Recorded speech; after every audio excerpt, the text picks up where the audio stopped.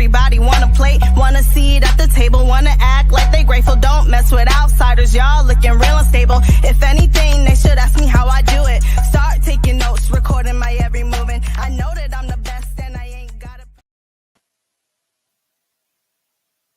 Today with DJ BG Good. What's up? Hey, what's going on? How's Thank it you for going? having me. Of course, thanks for being here. Absolutely. It's a beautiful Sunday. We're ready for it. It is.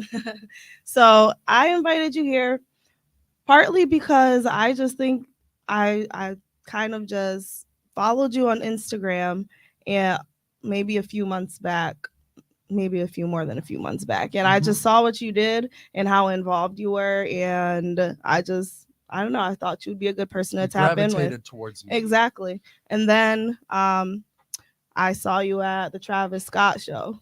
And so I was like, I need to go talk to him. And I feel bad. My friend was desperately searching for her wallet. But, Oh, okay. Did but she find it? I'm the person where, like, for some reason, my mind is automatically network. If you I see love that. somebody who you know, is involved in the music scene or creative scene, just network. Yeah, I love that. yeah. I'm happy you approached me. I I'm am all about too. that. So. She didn't find it. Oh, okay. Yeah, it was sad. It's But tough. Somebody just stole my coat a couple weeks ago with my car keys and my house keys and a couple other keys. So that cost me like $200. That's terrible. Not fun, but it's part of the game, I guess. I guess so. Was it at a club or something? It was. Okay, Yeah, it was of at course. a club. So Of course. the security fumbled that one, but it's all good. Yeah. It is what it is. So tell me a little bit about what you do, or for anybody who doesn't know what you do at all, can you just kind of let us know? Absolutely. So my name is Brian, but my DJ name is BG Good. I have been a full-time rotating DJ in the Milwaukee area for a little bit over 6 years now. And basically just started on a whim. I didn't really ever want to be a DJ growing up. And one thing led to another. And, 6 years later, it's kind of been what I've been doing. I play a lot locally. I also travel a lot. We do regional tours. I produce music and I have fun. And I'm a full-time nightclub guy. Nice. So you said you never, like, growing up thought you were going to be a DJ. So how did you get into it? Yeah, so I grew up with an immigrant family. So it's they're Russian immigrants, right? Immigrated from Belarus. And they kind of started from nothing, started from the ground up, no money in their pockets, all that. But I mean, they have that stern European culture. They grew us up in a fairly strict way. And I've always kind of had I'm going to be a doctor, lawyer, engineer, whatever, fall in that category.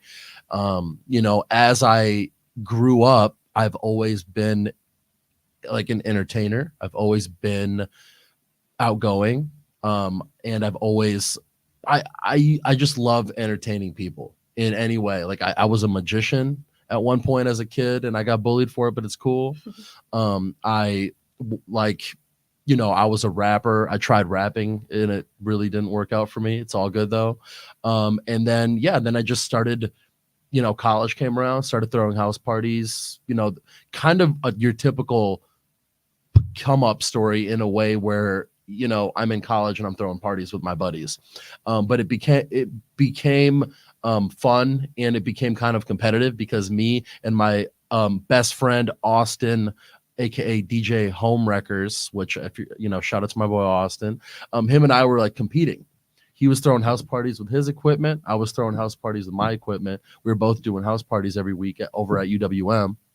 And we started competing.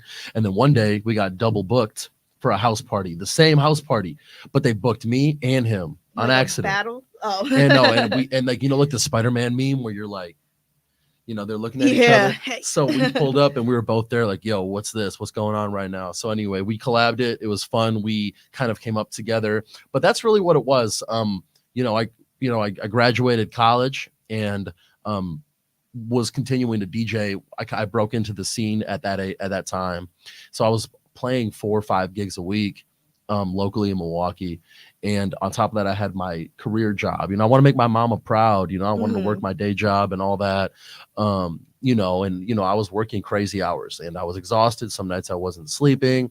And so, a year down the line of doing like a full-time, basically DJ schedule on top of a full-time job, I decided to give myself a birthday present and rip off the Band-Aid. And on top of that, I was kind of looking at the checks too. And I'm like, yo, like, how did I just make my whole paycheck, my 2-week paycheck in one gig? Like, and I'm sitting here, can't keep my eyes open. Yeah. You know what I mean?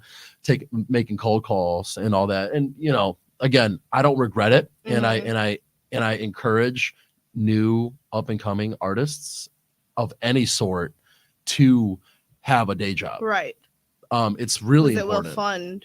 It's going to fund your, career. Exactly. And it's good to have some sort of, what's the word? Structure. It's good to have structure before you create your own structure. Right. Because diving into being an artist or a musician or in the music scene full time is really difficult, and you have to create your own structure. Right. And so it's good to kind of have structure through a day job before you rip off the Band-Aid and kind of make that leap. Exactly. So definitely don't regret the year, but I had to sit my parents down and I'm like, guys, I love y'all. And they're supportive, but they were still very skeptical. Okay. And I sat them down and said, guys, I love y'all, but I'm doing it. I'm ripping it off, sent it, and then I haven't looked back since. So I've been doing it full time ever since, and busier than ever. And, so it worked out. So do you love what you do?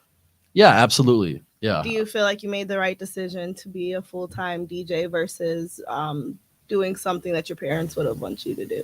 Yeah, absolutely. I do. Now even more than they're more supportive than ever. I mean, they've seen the success and the growth, and not just money, but they see that I'm happy, and they see that, I'm doing something I love, and I'm, there's a sense of accomplishment there. Right. And pride and all that fun stuff. So, absolutely do not regret it, and would encourage it. I mean, we're at, in a time right now where content is so big, and the barrier to entry to the music scene is so low. Like anybody can do it, you know what I mean? And all the tools are accessible right at our fingertips. You don't really need to get too crazy of an education to dive into it. Exactly. I have buddies with no college education who are whiz kids at content creation and marketing and branding, and they're making a bunch of money and loving what they do every day just through social media and their platforms. Whatever they're doing, whether they're a photographer, a graphic designer, a DJ, an artist, a singer, whatever. Yeah. So, yeah. Okay. Yeah, that was word vomit. Sorry. No, it's okay. No, I was listening. I was just saying, where do we go from here in my head? So tell me, what has been your greatest challenge in all of this so far? Yes. So I think my greatest challenge, like overall, would be gaining credibility, probably. Okay.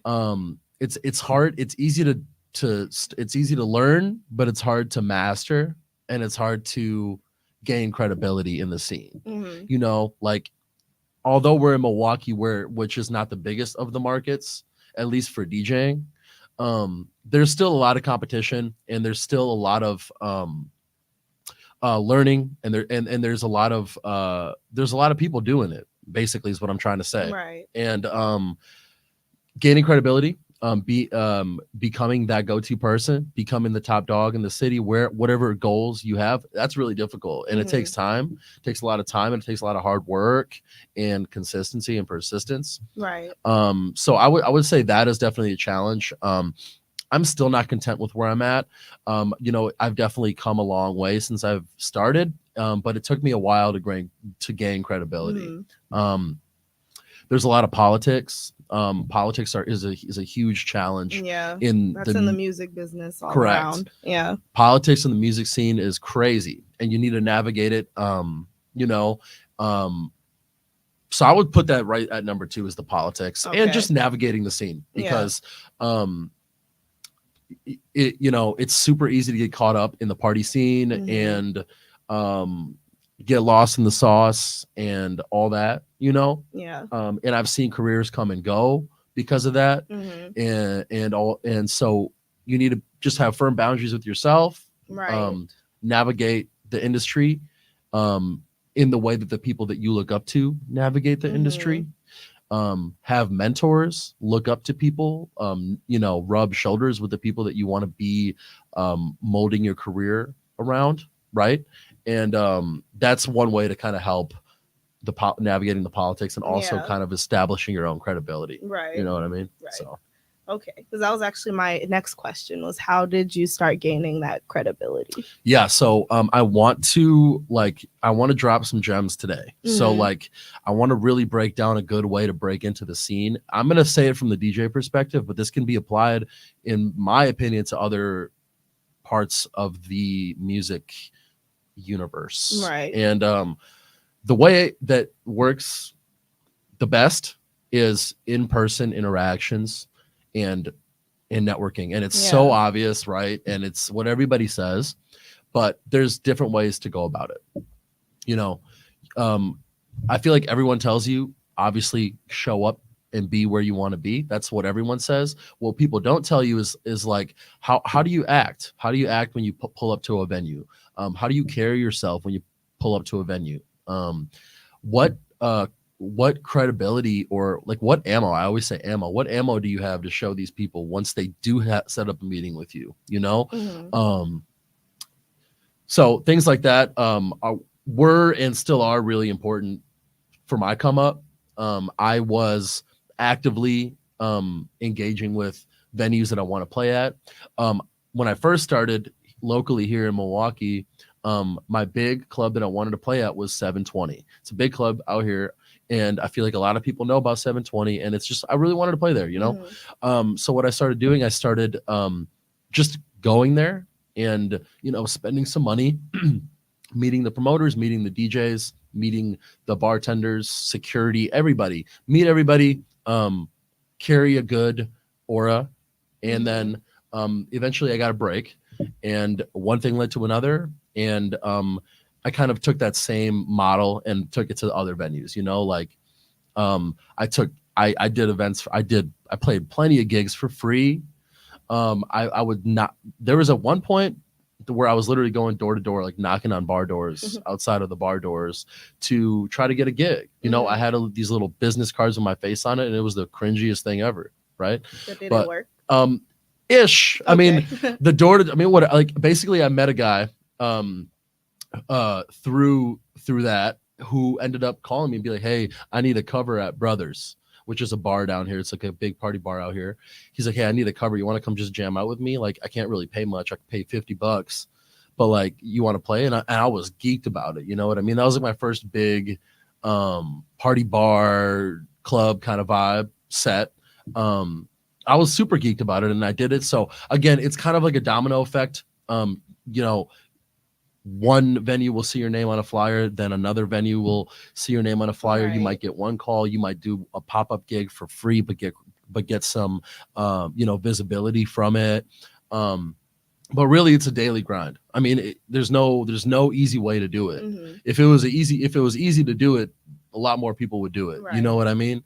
And if there was an easy way to make money doing it, a lot of people would be making money doing it. You know what I mean? So it's basically a hustle. It's a business. You're an entrepreneur. You got to look at it like a business. You got to invest like it's a business. You got to have overhead and, like, you know, assets like it's a business, and you got to like deliver like it's a business. You know what I mean?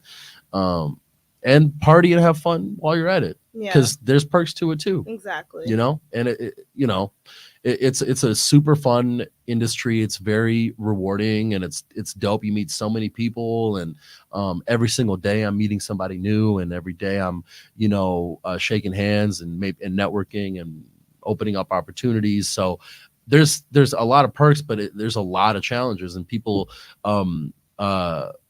I feel like may get intimidated by the challenges, but just hit it. Just, you know, just like, just be really, really aggressive and just go. If you're you know hungry what I mean? enough, go for it. You know? So yeah, you know, and another thing is that, like, one thing, like, that I always tell people is just be prepared. Mhm. Like, you know, if you once you finally get a break, you know, no matter what kind of break it is, but let's just say it's like a big break, yeah, at a spot that you've been looking at for a minute, really deliver. Just deliver. Like, make sure you're prepared. Right. You bring your homies out. You got to understand how the industry works. These promoters, these owners, they want to see you bring people. So hit up all your homies, flood, make some group chats, flood, throw a pregame, whatever you got to do.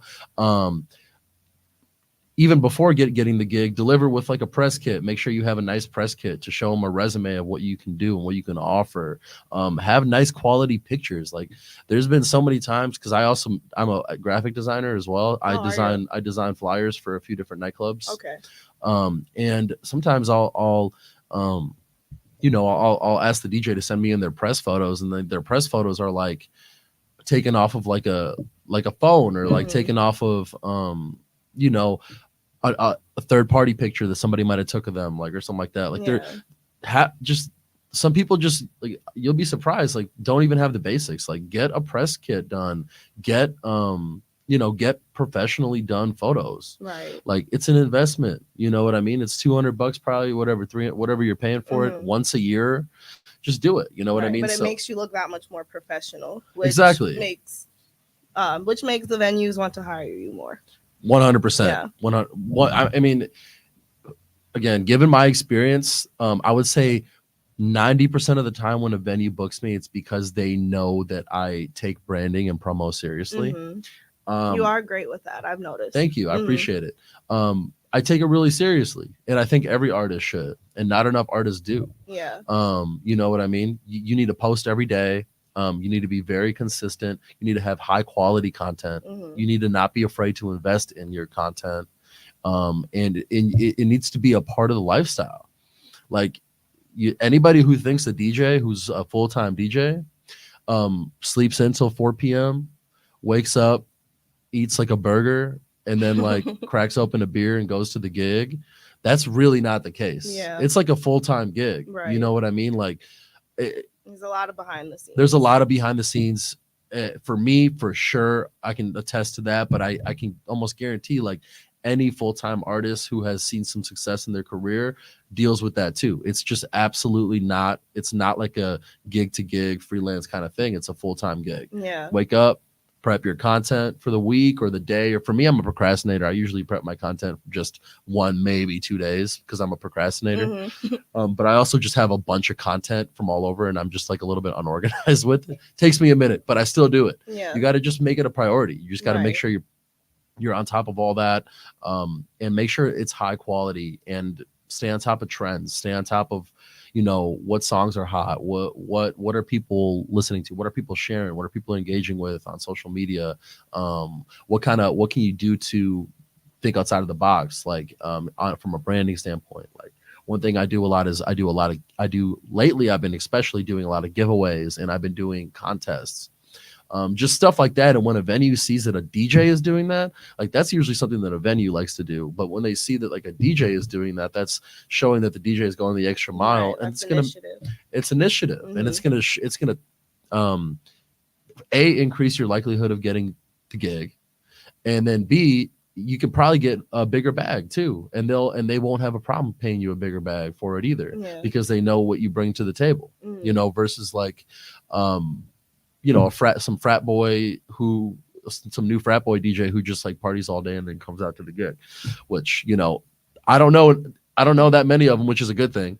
But like, there's plenty of there are people who, there's not enough people who don't take the branding and the consistency side of things into the equation, basically. Yeah, definitely. So, but again, a lot of guys, sometimes, like, different DJs have different goals. And as you can like understand, it's like people want to achieve different things from their career, basically, is what I'm trying to say. Right. So, not every DJ wants to travel. Not every DJ wants to produce music. Not every DJ wants to play 5 gigs a week. Right. A lot of DJs, I can't do that. I mean, anymore. Like, I do it sometimes on like a bar crawl, or maybe there's like some kind of like, but 5 gigs a week, I can't do that anymore. That burns me out. You know what I mean? That sounds exhausting. Yeah. Like, my max like my comfortable max is 4. And like that's on like that's my very, very comfortable max. Anything after 4 is a special occasion or something like that, but I'm already feeling burnt out. Yeah. But yeah, so my personal goals, I want to be traveling. I want to play on a national level. I want to start doing a lot more music festivals, and I want to start leveraging the production side of things now that I'm starting to produce my own music. Okay. Cool. So that's my goals. Like I want to take it national. I want to continue to travel. And I have really exciting travel announcements coming up. So we got the big handful of travel dates in the next month into the summer as well. Spring break too, which is sick. But again, spring break is probably going to be a good one for you. Spring, all of March is going to be incredible. Yeah. I can't wait to announce that. So I'm not sure when this is going to be released, like on like YouTube or anything, but yeah, I can probably leak that in a little bit here. Okay. But it's up like a few hours later. Okay. Okay. Maybe next day. Perfect. Yeah. Well, that's great. But so that's my personal goals. But again, like DJs, there's some DJs who keep it as a side hustle, and it's like the ultimate side hustle. You know, it's a perfect way to network, grow your network, grow your reach, make good money. It's good. It's a great side hustle if you want to keep it on the side too. And there's nothing wrong with that. You know, not at all. I just think that my message that I'm trying to get across is narrow down your goals of where you want to be with your DJ career. You know what I mean? Make them realistic. They need to be realistic goals, right? Right. And do your due diligence, no matter what position you want to be in. You know, if you want to stay local, do your due diligence. If you want to go national, do your due diligence. You know what I mean? And that's it. There's different challenges and trials and tribulations with any path you take in the music scene. You know what I mean? So just grind at it. That's the number one thing for me. Yeah. Exactly. So what venues, you're mentioning venues and festivals and traveling internationally. So tell me a little bit about some of the local venues you've performed at. Tell me about the festivals and also your international travels. Absolutely. So let's talk Milwaukee roots. So venues. Okay. Well, I really got my leap into the game from 720. Big club out here. 720 was a big leap for me. But today, fast forward, you can locally catch me at RWB, the Sophie. Those are my 2 residencies. RWB Thursday nights. It's like a college party. And then Monday nights at the Sophie, actually, it's an industry night. Okay. So a big industry party. It's fun. It packs out. And if you're ever free on a Monday, come. That's why I'm like, Yeah, you should might come. Pop out a network. It's fun. Oh, I'm telling you, it's a ton of industry people. It's just a fun event. It's a fun party. Everyone's basically off, you know, and it's a vibe. People are. It's usually packed out. It's a fun time. Everything's half off for the industry people and stuff like that. Those are my 2 residencies right now. Side note, I do not take weekend residencies anymore. Really? I used to. I don't anymore. At least for the foreseeable future. Okay. What's the reason behind that? The reason behind a weekend residency is that for me personally, it eliminates a significant amount of travel opportunity and expanding into new markets. I can't, you know, I've had several weekend residencies. In my most recent being Lucid, which is another club. I did Saturday nights there. But since I chose not to do that because it created headaches when it came to trying to expand. Because my goals are to be, you know, traveling and, you know, getting exposure into a whole bunch of different markets, not just Milwaukee. But I want to be like the Milwaukee hometown hero. I kind of want to represent the city and leave my footprint out here. We need that. Yeah, and I want to, you know, make sure like that my roots are here because I love Milwaukee and it's where I made a name for myself, right? But I don't take weekend residencies anymore. So anyway, sidetrack. So those are my only 2. I used to have like 4. Now I only have 2. So on the weekends I freelance. So I basically bounce to different spots. So I do a lot of college party bars. Since I've rebranded, I'm doing a whole bunch of basically sweaty college parties. Bangers like party bar style, EDM, you know, sing-alongs, remixes, things like that. And big crowds, sweaty, all that. So Trinity, Brothers, McGillicuddy's, Harp, um, I think, and RWB. I already said that. Are my core here in Milwaukee. That's where you can Okay. usually catch me at, somewhere on Water Street. Gotcha. At those like little sweaty, packed up Mhm. bars and clubs. And that's my bread and butter. I love that stuff. But again, transitioning to the production world, I am really excited to announce like some really cool, more national level nightclubs and stages, Mhm. including Tao Chicago, which is arguably the biggest nightclub in Chicago, or one of them. I just had a big debut out there, and I'm going to be back in late March, which is really That's exciting. awesome. Internationally, I just got back from Cancun on a New Year's Eve run that we did. So I headlined a beach festival in Cancun at a resort called Breathless. When that was about 1,500 people in that crowd, Wow. which was good. And it was honestly just an amazing experience Yeah, it sounds altogether. like it. I've never done an international gig to that extent.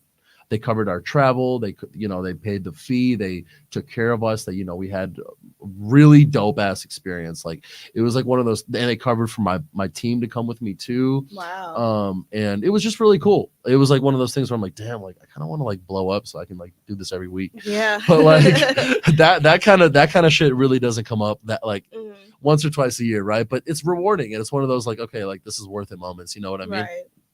They had a fireworks show. They had my flyer and all over there. It was sweet, like a bunch of people kept coming up to me, hey, isn't that you on the flyer? It was just a really humbling, dope experience. And I don't know, I'm humble, and it's just weird for me to even mention things like this, but Okay. I thought it was still cool, like just walking in, like seeing like my face in Mexico somewhere. That is amazing. You know what I mean? I'm sure that has to be a great feeling. Yeah, it was cool. It was cool, and they liked it, and it was a vibe, and I'm sure we'll be working with them again in the future. Yeah.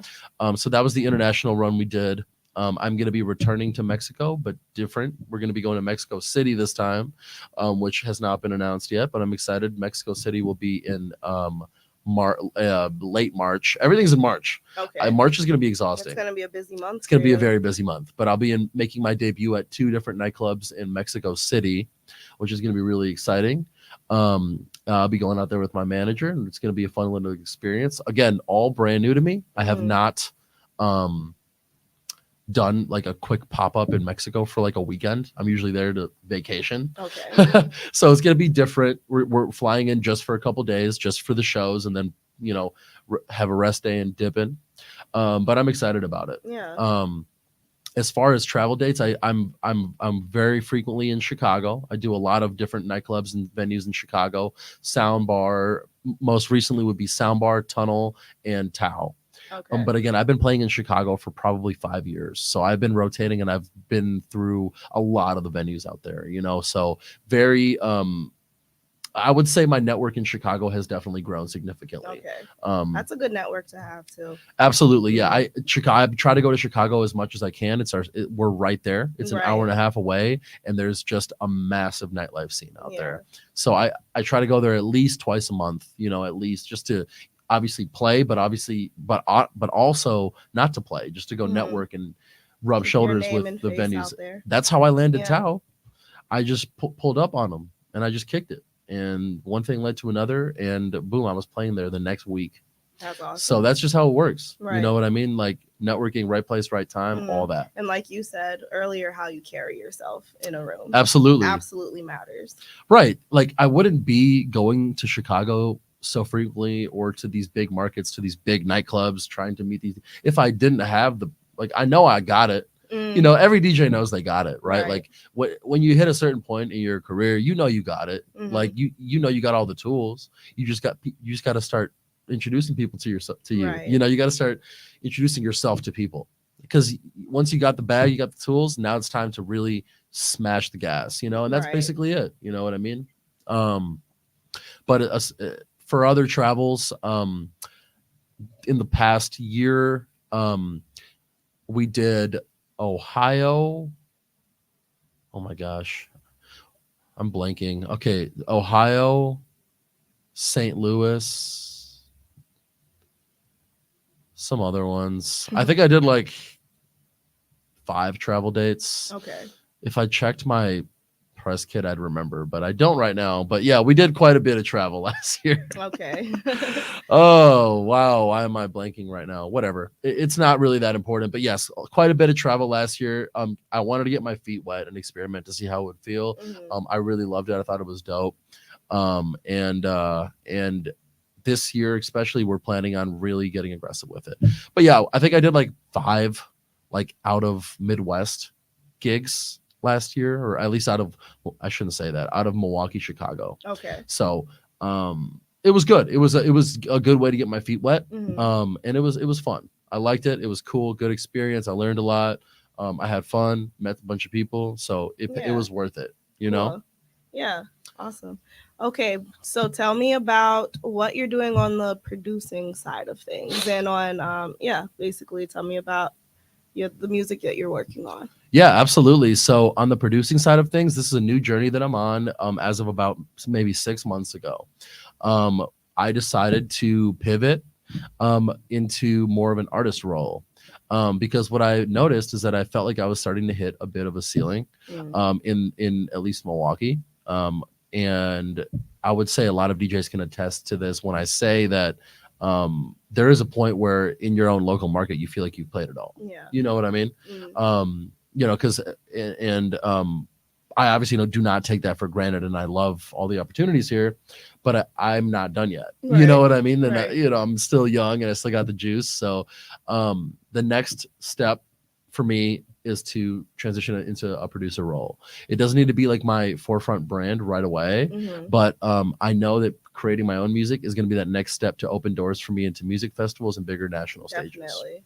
Yeah, get you noticed a lot more. Yep. Having your name out there as basically making music and then being able to play it to the audience is pretty awesome. Correct. As a booker, as somebody who books DJs myself at venues, but also having worked with bookers, I know the value in an artist versus just your local DJ. Right. You know what I mean? You gain credibility on a much bigger stage. You have numbers and stats and data to back your songs and your music releases. It just adds a lot of credibility, but also to be able to flood your socials with your own music over everything is great, because a booker will look at that too. They'll click something random and they'll see that it's your song on top of it. That's credibility right there. Yeah. So absolutely. little wins like that go a long way. And the first release did really well. We dropped it.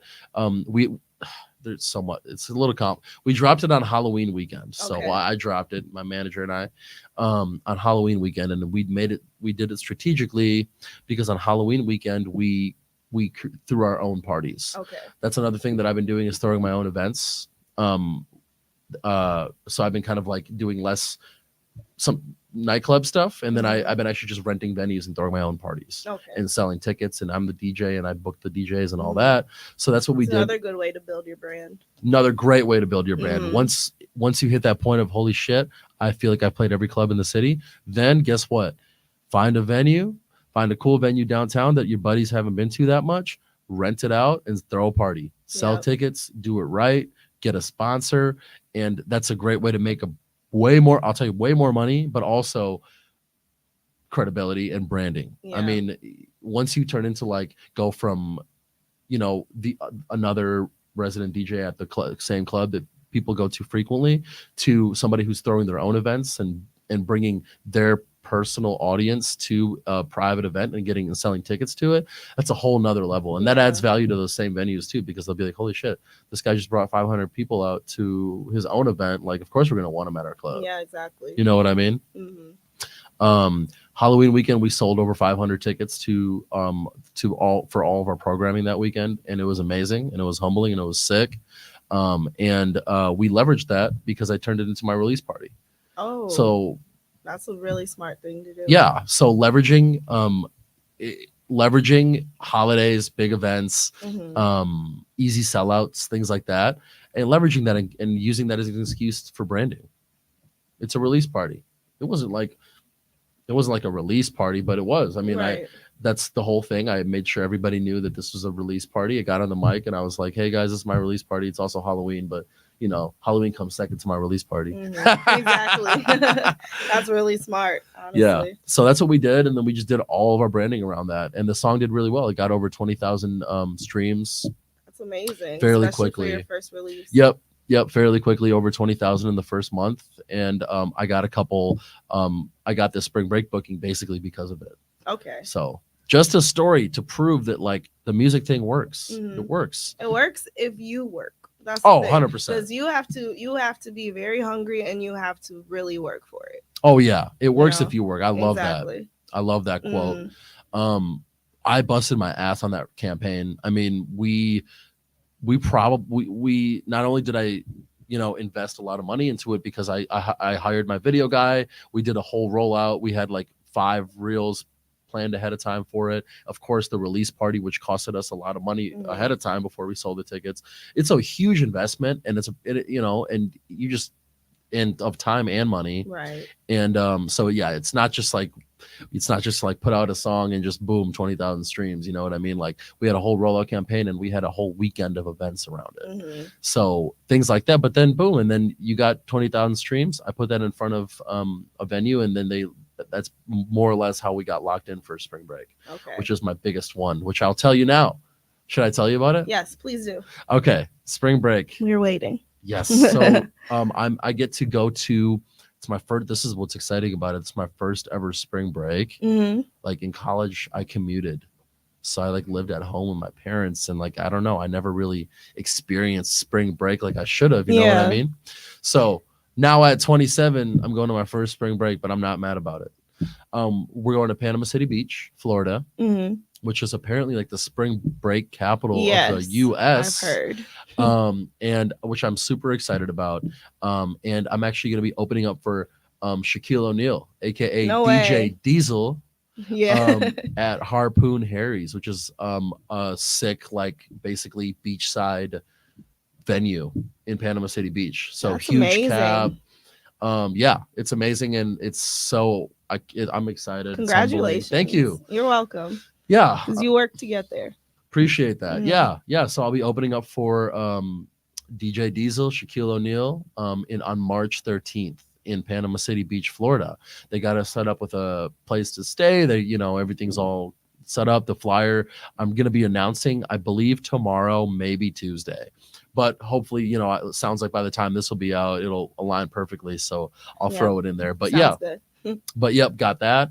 And then they also set me up with a nightclub gig in Orlando that same weekend. Sweet. So we're going to be doing, let's see if I can get this right. Panama City Beach first, which is, I'm real excited about that one. Panama City Beach first. Then we're going to stay a day in Panama City just to party and chill. Then next day we're going to Orlando, which we're driving. They got like a ride set up. Going to Orlando. I'm playing a nightclub in Orlando. Then flying back to Milwaukee. Doing a couple Milwaukee, my residencies in Milwaukee. Then that Friday, flying out to Mexico for the Mexico City weekend. So I'm doing Friday and Saturday night in Mexico City. Then Sunday rest in Mexico City. Monday coming back. Then the following weekend, right back to Chicago. We're doing Tao again. You are going to be busy. Yeah, it's gonna be a busy month, but I'm excited. It's BG Spring Break. I'm branding it around. It's gonna be a BG Spring Break. Awesome. Do you plan on dropping any music during spring break? So that's a good question. Currently, I'm not gonna be actively releasing any music in March. Okay. Just because it's really cumbersome. It's chaotic. Obviously the month is already chaotic.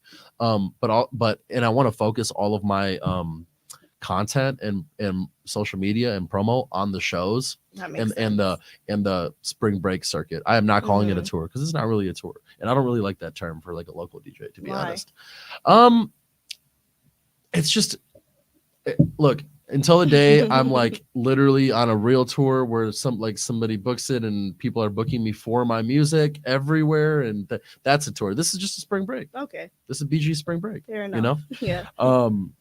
So that, I don't know, that's just how I feel about it. But wait, I got sidetracked. What was the question I was just about to answer? I got sidetracked when you got sidetracked. No, that's okay. Oh, music. If you were dropping Oh, yeah. anything during March. So no, I'm not going to drop any music in March. Mm. It's just going to be too busy with the travel stuff. I can't do it. It's too much work. And music releasing is annoying because you have to like do a bunch of work around There's it. a whole rollout behind it. Whole rollout. Yes. It's a pain in the ass. If you want it to succeed anyway. Right. Yeah. So, but what I am doing is I'm making like a mashup pack. So I'm making my first ever mashup pack, all original. Well, not original mashups, my BG Good mashups. So I'm mashing up songs, I'm making remixes, stuff that I can play live, and that way during my shows I'll be announcing that these are my mashups. I might just like silently put them up on just so people can put them on their stories or Instagram posts or whatever if they want. Yeah. But I'm not going to do like an active rollout for them. Okay. But I'm going to use those for my shows, you know, to be like, yo, what's up? I'm from Milwaukee. These are my songs. You know, I don't want to come in like, look, I don't want to be like the local DJ. I want them to like look at me as an artist when I'm doing all these travel gigs and opportunities. So so that's kind of the strat for like the releases for spring breaks circuit, and then of course Summerfest is coming up. So are you playing Summerfest?